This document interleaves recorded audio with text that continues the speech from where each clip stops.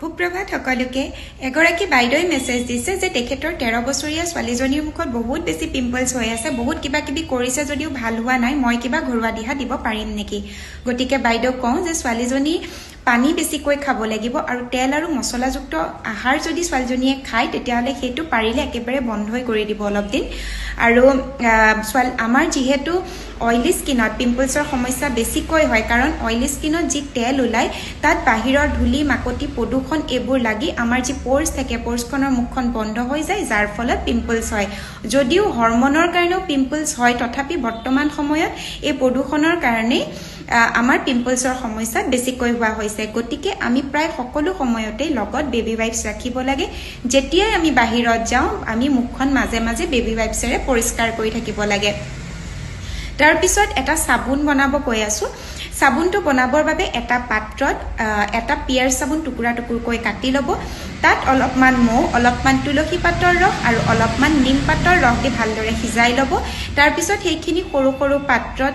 ৰাখি ডিপ ফ্ৰিজাৰত 5 বা 6 ঘণ্টাৰ বাবে ৰাখিব আৰু সেইটো সাবুন হিচাপে ব্যৱহাৰ কৰিব পাৰিব তাৰ পিছত মুখখন ভালদৰে সাফা কৰি লৈ য'ত পিম্পলছ হৈছে তাত ডালচেনিৰ গুড়া আৰু গোলাপ জল মিক্স কৰি য'ত হৈছে মাথু তাতহে সেই পেষ্টটো লগাই ৰাখিব আৰু তাৰ পিছত 10 মিনিট বা আধা ঘণ্টা মান ৰাখি হেতু ধুই দিব ক্ৰীম হিচাপে এলোভেৰা জেল ব্যৱহাৰ কৰিব আৰু ৰাতি শুৱাৰ আগত অলপমান এলোভেৰা জেল অলপমান তুলসী পাতৰ ৰস আৰু অলপমান নিম পাতৰ ৰস মিক্স কৰি পেলাই ধুনিয়াকে গুটেই মুখখনতে লগাই ৰাখিব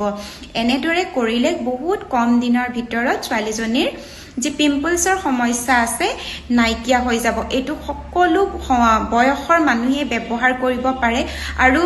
মই প্ৰায় বিলাকত কওঁ যে তুলসী পাতৰ ৰস ব্যৱহাৰ কৰিব ডালচেনি ব্যৱহাৰ কৰিব তুলসী পাতৰ ৰসে আমাৰ কলা দাগটো নোহোৱা কৰে আৰু ডালচেনিত বহুত বেছি এন্টিসেপ্টিক গুণ আছে যি আমাৰ যি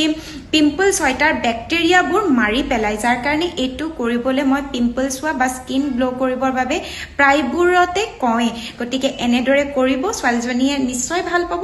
আৰু যদি ব্যৱহাৰ কৰে তেনেহলে কেনে পাইছে মোক জনাবলৈ একেবাৰে নাপাহৰিব